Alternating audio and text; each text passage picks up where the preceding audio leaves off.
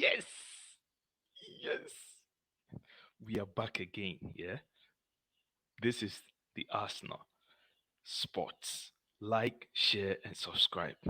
We are here with our weekly preview. We play on Saturday, and there have been some few interviews here and there. Ateta has not spoken during this current video. He hasn't come up with the team news or anything else, but there are some few rumors going around. I want us to look at it, and then we look at the game we are going to play against Fulham, and then we give you a prediction for the game. So without much ado, let's go.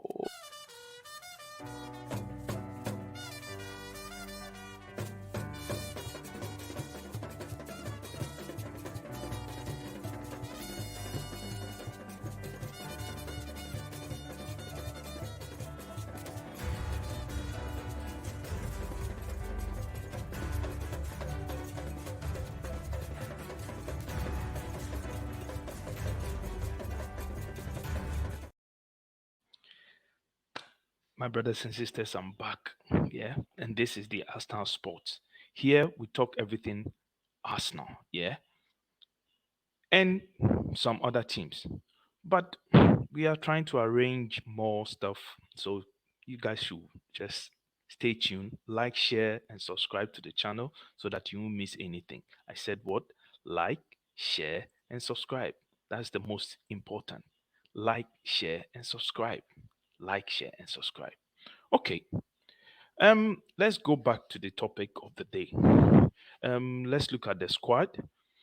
I want us to talk a little bit about the rumors going on with Balogun and Tierney and Holding and some few players at Lukonga, yes, and Pepe.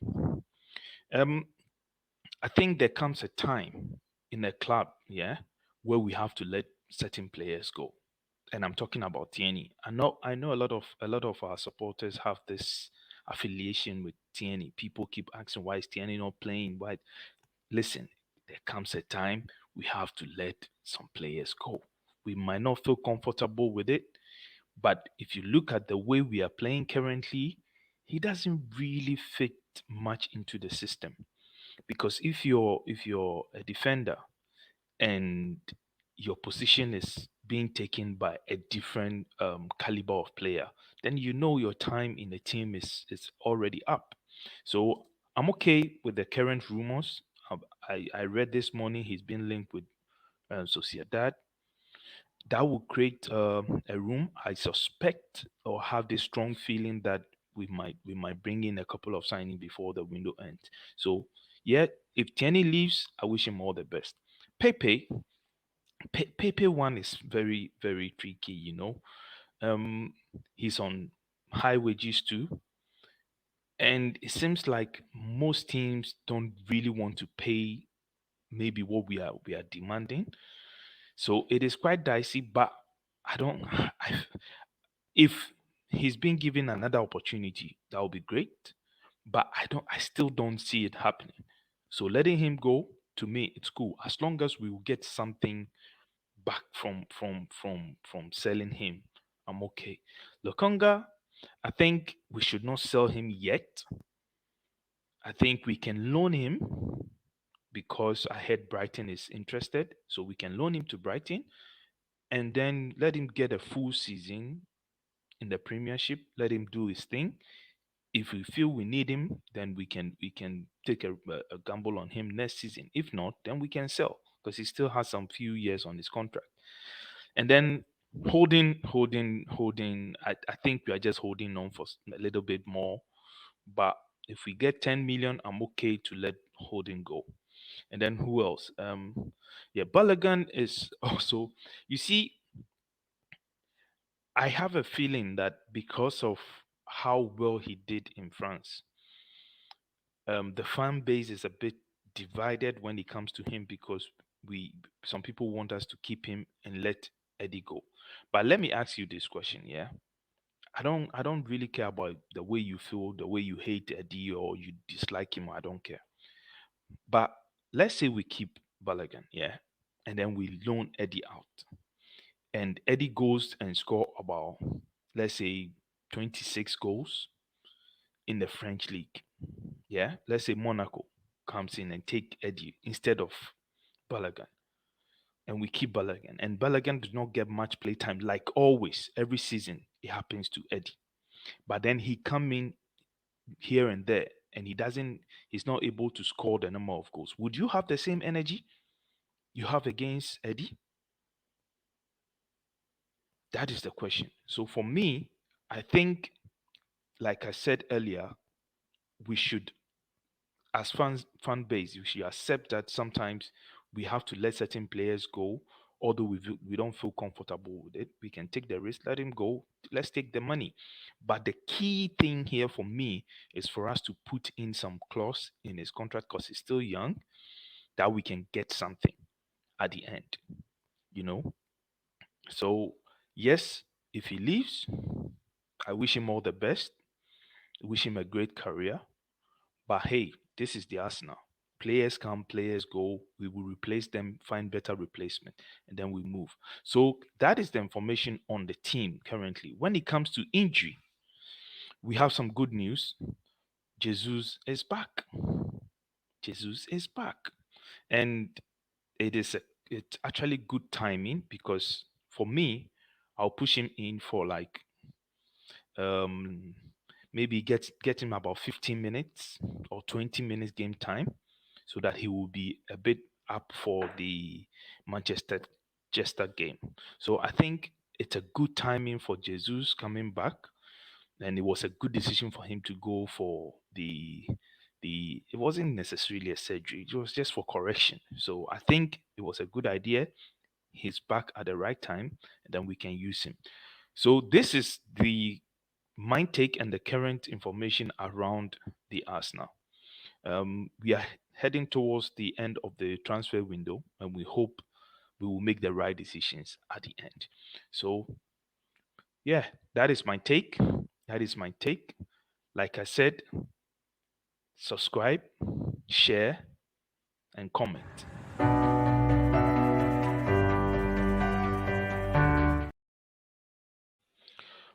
Yeah, now let's do the preview. This is the reason why I'm here today. And um, Arteta has not had his press conference yet, but the Fulham manager has done his already. Let's take a look at Fulham a little bit. Um, they've sold some key players this season, and you can tell they are struggling for goals. I watched their game against Everton where they won 1-0, and it was quite, and they were lucky for the lack of words. Yeah, they were extremely lucky because Everton cannot score for their lives. They had three clear chances they could have scored from. They didn't. And when you don't take your chances in football, they always come back and bite you. And Everton took advantage of it. Sorry, Fulham took advantage of it, and they scored one, and then that was it. But the question here is it a tough game for us or an easy win? Like I'm saying, the focus is still on Fulham. They lost at home to Brentford 3-0. They were totally outplayed, And it goes back, they are still struggling with goals. They have problem in scoring goals. So I don't want to underestimate them because these teams can frustrate the living day life of you. So um I look at it and I'm saying, is it a tough game or an easy win? And I'm in the middle. It is not tough, it is not easy, but we have to take our chances if we get them. Their manager has been speaking. He spoke yesterday, and I just want to read a little bit of what he said about the Arsenal. Yeah, he said Arsenal will be a different game. It will be away. It will be away against a top side, a side that are coming off a great season. Of course, they weren't the champions, but the way they fought to be champions, the way they played, everything that they did last season was impressive. And they will and they were able to improve the squad with very good signings. I believe that it will be an even stronger Arsenal this season. So for him, he sees us as a different team. If you look at what he said last season and what he's saying now, playing us, he can see a different Arsenal. And that is what we are all happy for. We The respect for Arsenal, playing Arsenal, is back. Yeah, because managers, if you listen to managers, these two past two games we played, if you listen the way they're talking about the Arsenal, you can see we are on the right path. Yeah. So with them, they know it's going to be difficult, but how can we make it difficult for them? That is my question. Because if it's going to be tough or easy, it depends on us because we are playing at home. We are playing at home. Um, so this is where I would jump into my starting 11, and then we will look at which players are around, maybe available, and then we move. Yeah. So let's move on to my starting 11. I've always said that a great defense wins you titles. Yeah. And last season, I go back to last season. Last season, not only the injury of Saliba, but Tomiyasu really cost us because if you look at it carefully, when we played Liverpool, Ateta changed the formation and we played four strong center backs. That was Tomiyasu, White, Saliba, and Gabriel, and we won the game.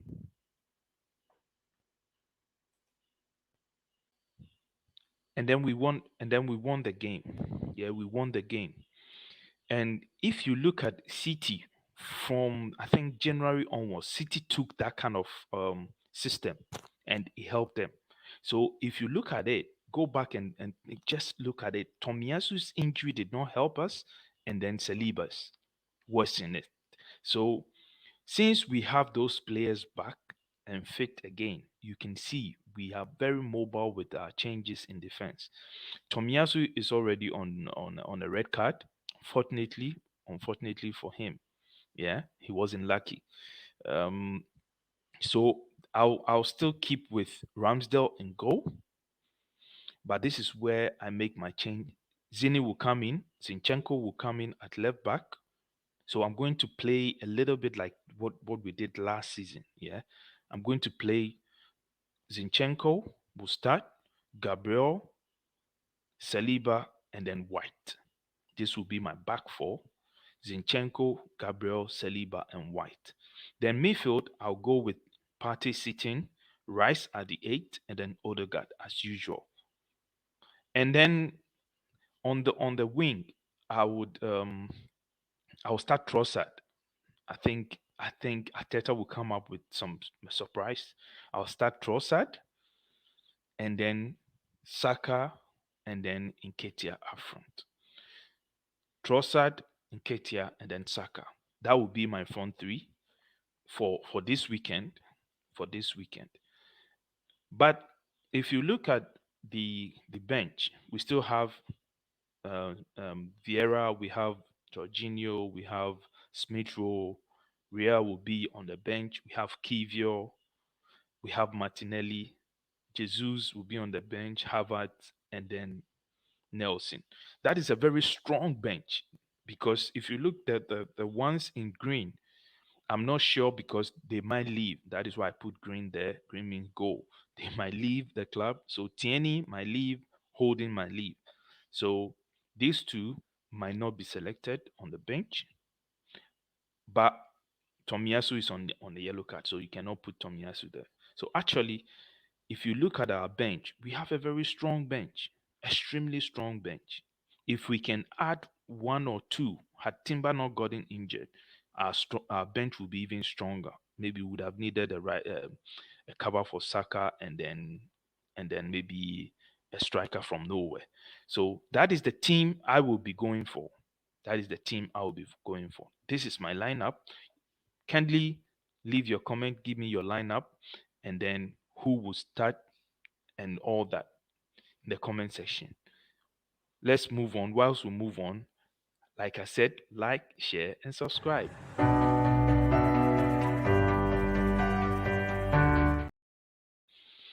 As usual, um, before I go, I always like to end with that is my prediction.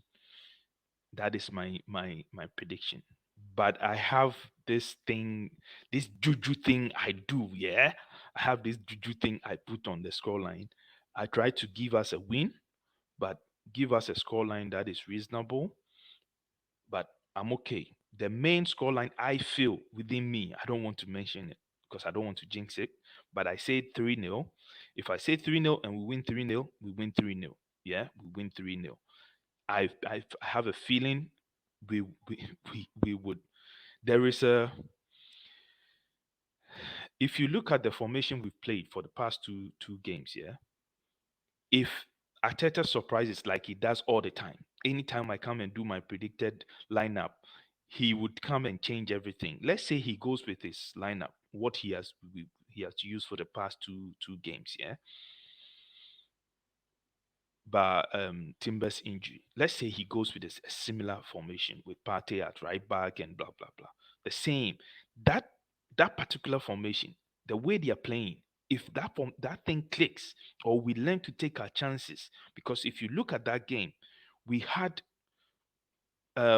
clear chances for Martinelli, Nketiah hit the post and then had um, tried to chip the keeper.